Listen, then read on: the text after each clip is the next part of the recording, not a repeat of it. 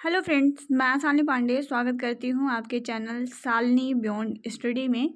हम अपना third part कर रहे होंगे इंट्रोडक्शन टू डिसेबिलिटी का, जिसमें हम जो भी इम्पोर्टेंट टॉपिक होंगे वो कवर कर रहे होंगे। इसके पहले दो पार्ट में मैंने 1.3 तक के इम्पोर्टेंट पॉइंट पे डिस्कस कर लिया था। इस पूरी बुक को मैं आपके साथ करने वाली हूँ। इस बुक में जो जो इम्पोर्टेंट चीज़ें लिखी होंगी वो सारी बातें मैं आपको बताऊँगी, और हैंड रिटन नोट्स भी टेलीग्राम चैनल पर डाल दिया गया है। आप वो नोट्स और इस नोट से मिला करके चीज़ों को कवर कर लीजिएगा। हैंड रिटन नोट से मैंने वीडियो बना दिया है, आप अगर देखना चाहते हैं तो वहाँ से भी वो वीडियो देख सकते हैं। और ये बुक पूरी बुक मैं आपके साथ जो है वो एक रिवीजन के तौर पर ये पूरी बुक आपके साथ करवा रही हूँ। हमारा 1.4 है, जिसमें हमें अक्षमता के कारण, रोकथाम, व्यापकता क्या होती है और जनसांख्यिकी प्रोफाइल क्या है उसके बारे में हमें जानना है। और मैं आपको बता दूं, बहुत इजी टॉपिक है ये और बहुत ज़्यादा कॉमन पूछा जाने वाला टॉपिक है। बहुत बार एग्ज़ाम में आपके ये पूछा जाता है।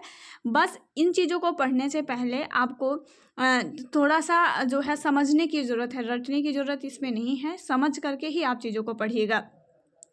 अगर हम बात करते हैं तो जो अक्षमता के कारण होते हैं उनको हम 3 भागों में डिवाइड करके पढ़ते हैं। एक प्रीनेटल काजेज़ के बारे में हम पढ़ते हैं। प्रीनेटल काजेज़ जिसे हम कहते हैं मतलब प्रसव पूर्व की अवस्थाएं। ठीक है, प्रसव पूर्व के कुछ कारण होते हैं, तो उन कारणों को हम पढ़ते हैं। और दूसरा, अगर इसमें हम बात करते हैं तो हम कुछ नेटल केजेस के बारे में पढ़ते हैं, मतलब जन्म के समय के जो कुछ कारण होते हैं तो हम उसको देखते हैं यहाँ पे, जो जन्म के समय के कुछ कारण होते हैं। और तीसरा हम पढ़ते हैं पोस्ट नेटल केजेस के बारे में। मतलब पोस्ट नेटल का मतलब होता है जो जन्म के बाद, बच्चे का जब जन्म हो जाता है तो उसके बाद जो भी पर्यावरणीय कारकों की वजह से बच्चे में डिसेबिलिटीज आती हैं वो कारण होते हैं, तो उनके बारे में हम यहाँ पे पढ़ेंगे। तो देखते हैं, एक एक के बारे में पढ़ेंगे। यहाँ पे सबसे पहले प्रीनेटल की बात करते हैं। प्रीनेटल के क्या क्या कारण हो सकते हैं। तो माँ की जो आयु होती है वो भी एक कारण होती है। जैसे बहुत कम उम्र में, 16-17 की उम्र में अगर कोई भी महिला गर्भ धारण करती है तो वो बच्चे पर इफेक्ट डालेगा, क्योंकि जो परिपक्वता होती है वो बहुत ज़्यादा ज़रूरी होती है। तो उसकी अगर कमी है, ठीक है, माँ परिपक्व नहीं है बच्चे को गर्भ में धारण करने के लिए, तो भी जो है वो हो सकती है विकलांगता। और माँ का स्वास्थ्य जो है, अगर माँ किसी प्रकार की बीमारी के शिकार हैं, जैसे मान लीजिए टीबी है या किसी प्रकार की बड़ी बीमारी जैसे कैंसर है, इन सब का शिकार हैं और ऐसी स्थिति में वो गर्भ धारण करती हैं तो भी जो है वो विकलांगता का कारण बन सकती है। उसके बाद आनुवांशिकता, अगर माता पिता या किसी को भी परिवार में जो है वो डिसेबिलिटीज़ है तो हो सकता है कि बच्चे में भी वो डिसेबिलिटी आ जाए। उसके बाद रक्त संबंध में विवाह है या रक्त संबंधी जो कारक होते हैं जैसे आरएच फैक्टर हो गया, इन सब की वजह से या सिंड्रोम्स हो गए, इनकी वजह से जो है वो डिसेबिलिटी हो सकती है। किसी प्रकार का कोई संक्रमण हो जाए, ठीक है, तो जो भी मतलब ऐसी बीमारियां जो छुआछूत के माध्यम से या ब्लड के माध्यम से फैलती हैं, तो ऐसी चीज़ों से जो है, अगर हैं ऐसी किसी भी प्रकार की कोई बीमारी है तो ऐसी स्थिति में भी गर्भ धारण करने से बच्चे में प्रॉब्लम हो सकती है। और किसी भी बुरी आदत का अगर सेवन कर रही है, जाहिर सी बात है बच्चा तो करेगा नहीं, माँ ही करेगी।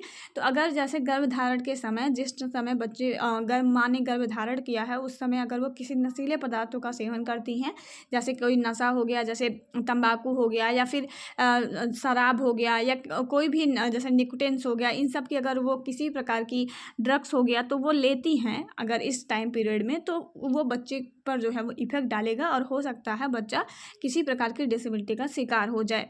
एक बात मैं आपको यहाँ पे और कंफर्म कर देना चाहती हूँ कि जब आप मान लीजिए कि अभी आपको श्रवण बाधिता के बारे में बिल्कुल डिटेल में लिखने के लिए कहा गया है और आपसे कहा जा रहा है कि श्रवण बाधिता के कारणों पर चर्चा करिए, तो मैं आपसे कहूँगी एक बार आप इन कारणों को पढ़ लीजिए कि कौन कौन से कारण प्रीनेटल में आते हैं, कौन कौन से नेटल के काजेज होते हैं और कौन कौन से पोस्ट नेटल के होते हैं।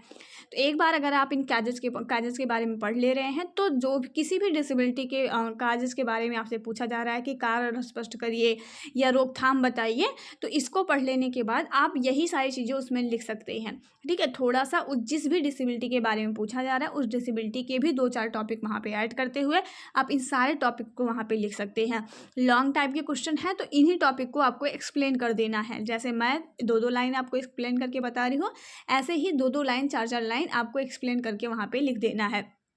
इससे क्या होगा कि आपको जो है थोड़ा-सा एक बेहतर जो अगर हेडिंग्स पड़ी रहती हैं तो वो एक ज़्यादा इफ़ेक्ट डालती हैं, क्योंकि आपका पूरा पेपर थ्योरी आपको लिखना है और जिस तरह की अभी सिचुएशन चल रही है, तो इस टाइम में मैं आपसे कहूँगी कि जितना बेहतर से बेहतर हो सकता है, जितना ज़्यादा प्रीवियस ईयर प्रैक्टिस कर सकते हैं, उतना ज़्यादा प्रीवियस ईयर के लॉन्ग क्वेश्चन, शॉर्ट क्वेश्चन और वन लाइनर सारे क्वेश्चन की प्रैक्टिस कर लीजिए। आपको मैंने ओल्ड पेपर की लिंक भी दे दी है, तो वहाँ से ओल्ड पेपर डाउनलोड कर लीजिए और जितना हो सकता है, जितना पॉसिबिलिटी आपके जितना भी आप कर सकते हैं, ज़्यादा से ज़्यादा प्रीवियस ईयर पेपर करिए। पहले कॉन्सेप्ट को पढ़िए, फिर इस कॉन्सेप्ट पे कौन-कौन से क्वेश्चन पूछे गए हैं, उनको एक जगह नोट करके फिर उनको अपनी भाषा में लिखने का प्रयास करिए। इस तरह से आप कर सकते हैं। अगर आप चाहते हैं उसको चेक करवाना, तो आप हमारे टेलीग्राम चैनल पे भेज सकते हैं। तो टेलीग्राम पे मैं वो सारी चीज़ें आपको चेक करके भी आपकी कमियों को बता सकती हूँ। ठीक है? जो भी बच्चे चाहते हों, तो अगर आप हमारी हेल्प चाहते हैं, तो आप जो है वो नोट्स भेज दीजिएगा। मैं वहाँ पे चेक करके आपकी गलतियों को भी मेंशन कर सकती हूँ। तो अब यहाँ से हम पढ़ेंगे जो नेटल के कैसेज़ होते हैं, मतलब गर्भावस्था के दौरान के कुछ कारण होते हैं, तो उनको हम पढ़ेंगे। तो ये आपके जो काजेज़ थे, ये प्रसव पूर्व के कुछ कारण होते हैं जिनको ध्यान रखना चाहिए माँ को। और ये चीज़ें हैं जो बच्चा गर्भ में है तो उस समय भी बहुत सारी चीज़ें होती हैं जब ध्यान में रखने की होती हैं। जैसे सिर पर चोट लग जाने के कारण माँ को ध्यान रखना चाहिए कि जिस समय बच्चा गर्भ में पल रहा है तो उनको किसी भी जैसे सीढ़ियों पे चढ़ना या बहुत ज़्यादा मतलब बहुत ज़्यादा ऐसी एक्टिविटियों में पार्टिसिपेट नहीं करना चाहिए जिससे किसी प्रकार की चोट का जो है वो खतरा हो। पीलिया, संक्रमण, तो इन सब चीज़ों से बचना चाहिए। जितना ज़्यादा हो सके वो स्वच्छ वातावरण में रहना चाहिए। और जो अन्य तरह की बीमारियां हैं वो बच्चे में ना हो पाए, इसका भी ध्यान रखना चाहिए। अपरिपक्व अगर शिशु मतलब बच्चे की आयु है जैसे बहुत कम, जैसे 7 महीने में या 6 महीने में बच्चा पैदा हो जा रहा है, तो वो भी विकलांगता का कारण बन सकता है। और अगर बात करते हैं बच्चे के जन्म के बाद अगर नाभिनाल गले में लपेटा हुआ है तो भी वो कारण बन सकता है। तो ये कुछ कारण हैं। अगर बच्चे के भार में कमी है, बच्चे के जन्म के बाद बच्चे का भार जो है वो कम है, सिर बहुत बड़ा है, ये भी डिसेबिलिटी के आपके कारण हो सकते हैं। जन्म के बाद के भी बहुत सारे कारण हो सकते हैं। जैसे बच्चे के जन्म के बाद के बहुत सारे कारण हो सकते हैं। कोई चोट या दुर्घटना हो जाए, बच्चे को किसी प्रकार का मस्तिष्क ज्वर हो जाए, बच्चे का किसी प्रकार को सही पोषण ना मिल पाए, मतलब कुपोषण का बच्चा शिकार हो जाए, ठीक है? और बच्चे का संक्रमण हो जाए या फिर बार बार बेहोशी के दौरे पड़ना, टीकाकरण सही समय पर ना मिल रहा हो, माँ के दूध का अभाव हो, तो मतलब ये सारी चीज़ें अगर बच्चे को सही समय पर नहीं मिलेंगी तो वो किसी न किसी विकलांगता का कारण जो है वो बन सकती हैं। तो ये चीज़ें हैं। अभी हम यहाँ से रोकथाम के बारे में चर्चा कर रहे होंगे, कैसे रोकथाम किया जा सकता है, कैसे प्रिवेंशन कर पाएंगे इन सारी डिसेबिलिटियों को, कैसे आप रोक सकते हैं किसी बड़ी विकलांगता को बनने से, वो चीज़ें हम यहाँ पे जानेंगे। तो सबसे पहले हम जो विकलांगता होती है उसको हम 3 भागों में जो है वो बाँट करके पढ़ते हैं। सबसे पहले प्राथमिक रोकथाम आता है और बहुत बार जो है आप प्रीवियस ईयर देखेंगे तो वहाँ पे प्राथमिक, द्वितीयक, तृतीयक रोकथाम के बारे में आपसे पूछा गया है। तो ध्यान से इन चीज़ों को समझ लीजिएगा। प्राथमिक रोकथाम क्या होता है? तो रोकथाम क्या है सबसे पहले यही समझ लीजिए। रोकथाम होता है किसी भी समस्या को आने से पहले, मतलब कोई भी समस्या हो ना हो इसके लिए हम जो भी बचाव करते हैं वो हमारा रोकथाम होता है। तो प्राथमिक रोकथाम क्या होता है कि प्राथमिक रोकथाम जो है रोग से बचाव के लिए निर्देशित किया जाता है। इसमें दिव्यांगता जो है में ध्यान रखकर अनेक प्रकार के पदार्थ के उपयोग जैसे कि तंबाकू, शराब, अनेक प्रकार के खाद्य वस्तुओं के उपयोग को वर्जित करने की सलाह दी जाती है। मैं आपको ये चीज़ें एग्जाम्पल के थ्रू समझाती हूँ। तो प्राथमिक रोकथाम का मतलब होता है कि किसी भी समस्या को आने से पहले उस समस्या का हम जो बचाव करते हैं वो हमारा प्राथमिक रोकथाम होता है। एग्जाम्पल के तौर पर आप ले सकते हैं, कोविड आया हुआ था, तो कोविड के समय क्या था कि बहुत सारे ऐसे लोग थे जिनको कोविड नहीं हुआ था, तो वो लोग क्या कर रहे थे, सैनिटाइज़र का यूज करना, काढ़ा पीना, ठीक है, मास्क का यूज करना, तो ये सारी चीज़ों को कर रहे थे। क्यों? क्योंकि वो चाह रहे थे कि वो किसी प्रकार के मतलब ये जो कोविड है वो उन तक ना पहुँच पाए और वो उससे आसानी से बच सके। तो यही आपका प्राथमिक रोकथाम होता है कि जब हम किसी भी प्रकार की समस्या के आने से पहले जो बचाव करते हैं कि किसी भी प्रकार का कोई भी समस्या हमारे तक न आ सके, वो आपका प्राथमिक रोकथाम आता है। अभी हम बात करेंगे क्या क्या चीज़ें प्राथमिक रोकथाम के अंतर्गत आएंगी। पहले हम समझ लेते हैं कि प्राथमिक, द्वितीयक एवं तृतीयक रोकथाम होता क्या है। उसके बाद होता है आपका द्वितीयक रोकथाम। तो समझते हैं द्वितीयक रोकथाम क्या होता है। तो द्वितीयक रोकथाम का मतलब होता है, जैसे आपने प्राथमिक रोकथाम में बचाव तो किया कि हाँ ठीक है, और जो है सैनिटाइज़र यूज किया, मास्क यूज किया, और जो भी आप काढ़ा पी रहे थे, लेकिन फिर भी ऐसे बहुत सारे लोग थे जो इन सब प्राथमिक बचाव करने के बाद भी वो किसी न किसी छोटी मोटी कोविड के कुछ प्रभाव में आ जा रहे थे।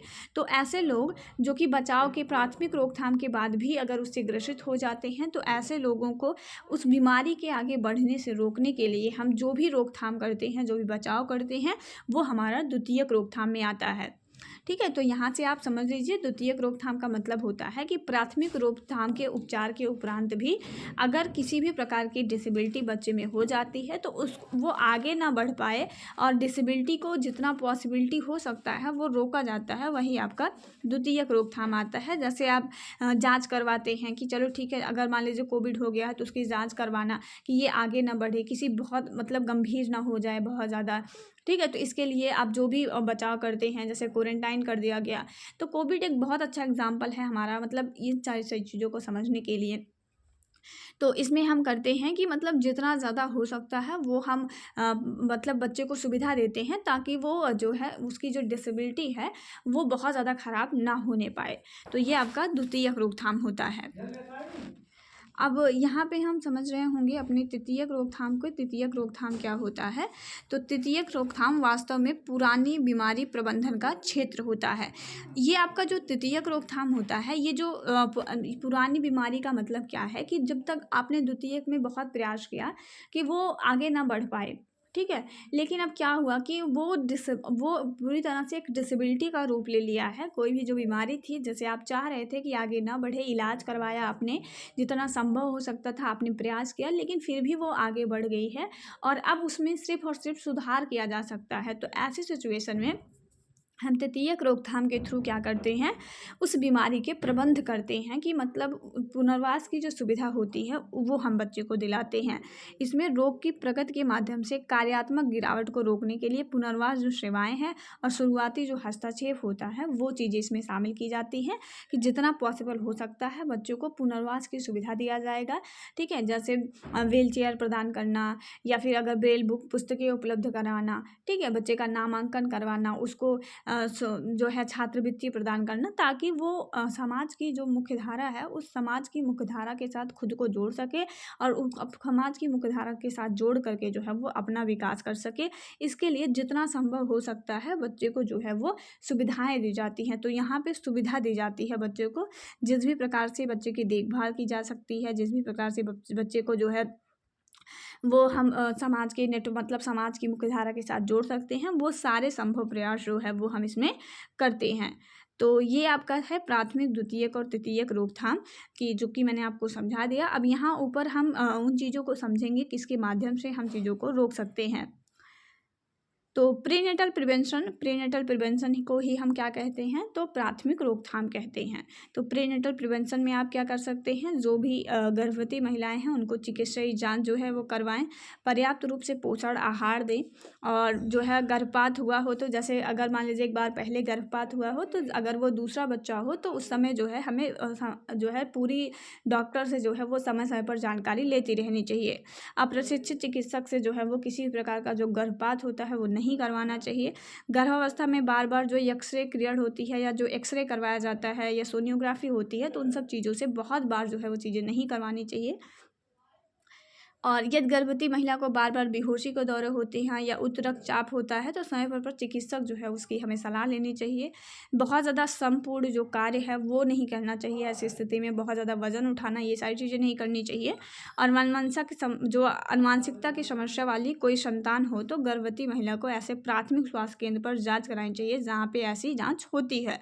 ठीक है, मतलब अगर परिवार में कोई अनुवांशिकता से किसी प्रकार की कोई डिसेबिलिटी चली आ रही है, तो उसके लिए भी जो है हमें जाँच करवा लेनी चाहिए कि हाँ क्या दिक्कत है जिसकी वजह से ये चली आ रही है, और उसके बाद ही एक पूरी तरह से जांच के बाद ही जो है वो किसी प्रकार के गर्भधारण करना चाहिए। गर्भवती महिला को चिकित्सक की सलाह बिना कोई दवाएं जो है वो नहीं लेनी चाहिए।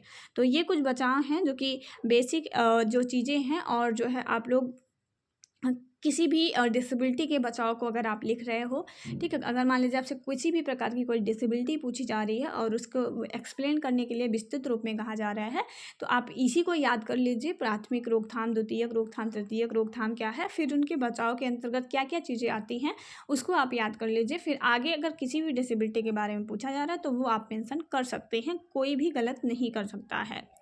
असामान्य गर्भपात स्थिति होने पर प्रसव प्रशिक्षित चिकित्सक को जो है वो बुलाना चाहिए। एक्सपर्ट जो हो, मतलब जो अच्छी जानकारी रखते हो, उन्हीं के माध्यम से जो है वो डिलीवरी करवानी चाहिए। तो ये सारी चीज़ें होनी चाहिए। बच्चे को किसी प्रकार के संक्रमण से बचाना चाहिए, समय समय पर बच्चे को टीकाकरण देना चाहिए और उसे नियंत्रित जो भी दवाएँ हैं बच्चे को वो सारी देनी चाहिए।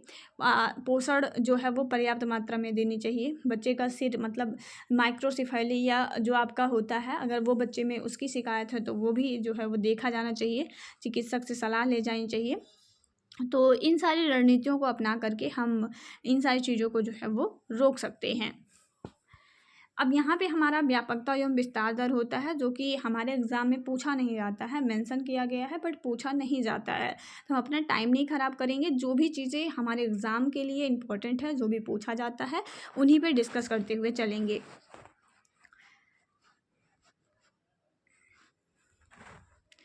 तो एक कॉन्सेप्ट है आपका क्रॉस डिसेबिलिटी का, मैं ये कॉन्सेप्ट आपके साथ डिस्कस कर रही हूँ और 1.5 पे मैंने एक सेपरेट वीडियो बना के रखा है क्रॉस डिसेबिलिटी के बारे में। तो जो बच्चे भी इस वीडियो को देख रहे हैं वो एक बार वो वीडियो ज़रूर देख लेंगे, क्योंकि उस वीडियो में मैंने बहुत डिटेल में क्रॉस डिसेबिलिटी क्या होती है उसके बारे में बता रखा है और वो बहुत ज़्यादा हेल्पफुल बच्चों के लिए वो वीडियो हुई है, आपके लिए भी हेल्पफुल हुई होगी।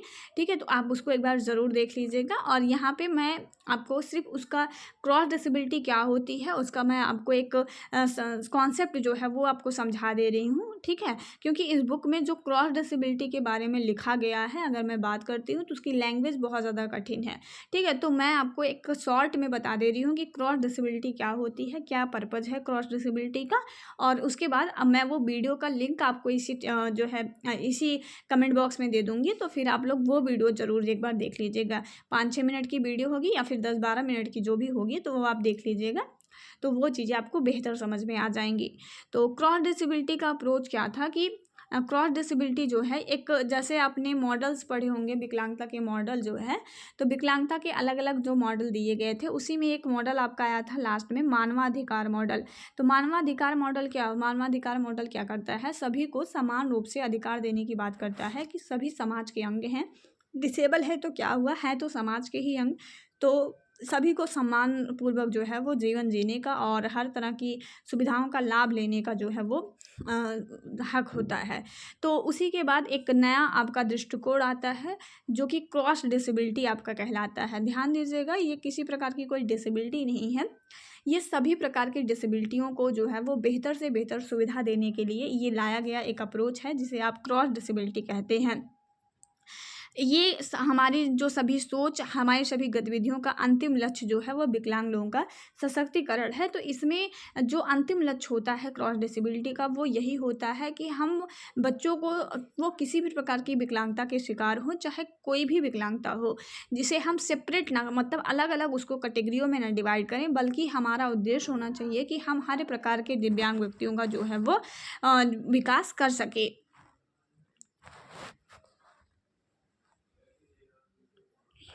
तो ध्यान दीजिएगा, ये कोई डिसेबिलिटी नहीं है, एक नया मॉडल है, मतलब एक नया दृष्टिकोण है चीज़ों को सोचने का, जिसके माध्यम से कहा जाता है कि ये इस तरह का मॉडल था कि जैसे मान लीजिए कि अलग अलग सेंटर्स होते थे दिव्यांग बच्चों के लिए, किसी पर ये सिर्फ एचआई का जो है वो सुविधाएँ उपलब्ध, किसी पे वीआई का सुविधाएँ उपलब्ध, किसी पे आईडीडी के लिए सुविधाएँ उपलब्ध।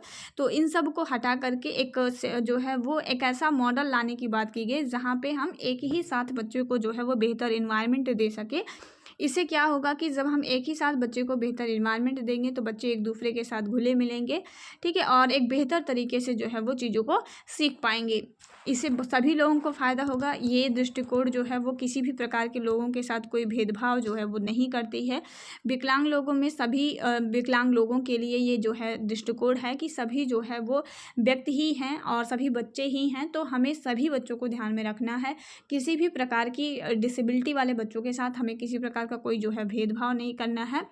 विकलांगों को एक साथ और सामूहिक जो है वो योजना बना करके जो है वो उनको प्रोत्साहन देने के लिए या उस योजना का एक ऐसी योजना बनाने की बात करता है जो सामूहिक रूप से सभी विकलांग बच्चों के उत्थान के लिए हो।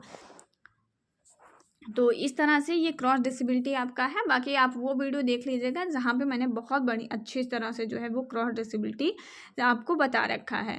तो ये था आपका पूरा यूनिट 1 जो है वो आपका यहाँ से कंप्लीट होता है। नेक्स्ट वीडियो में हम यूनिट 2 कर रहे होंगे, उसके भी इंपॉर्टेंट पॉइंट जो होंगे वो मैं आपके साथ डिस्कस कर दूँगी, ठीक है। और ये एक रिविजन सेशन आपका है, ठीक है, जहाँ पर मैं बहुत ज़्यादा चीज़ों को बहुत डीपली एक्सप्लेन नहीं कर रही हूँ। आपका एग्ज़ाम भी पास है तो उस आधार पर जो है जो इंपॉर्टेंट बातें इसमें कही गई हैं उसका कॉन्सेप्ट मैं थोड़ा सा आपके साथ शेयर कर रही हूँ। वीडियो कैसे लगा एक बार कमेंट करके ज़रूर बताइएगा, और नेक्स्ट पार्ट अगर चाहिए तो उसके लिए भी कमेंट आप कर दीजिएगा। आपका जो भी सब्जेक्ट हो जिसमें भी आपका बैक लगा हो सब्जेक्ट का नाम मेंशन कर दीजिएगा। आपको सेपरेट हर एक जो है टॉपिक की वीडियो जो है वो मिलते रहेंगे आपके एग्ज़ाम तक। तो मिलेंगे नेक्स्ट वीडियो में। अपना ख्याल रखिएगा। जय हिंद, वंदे मातरम।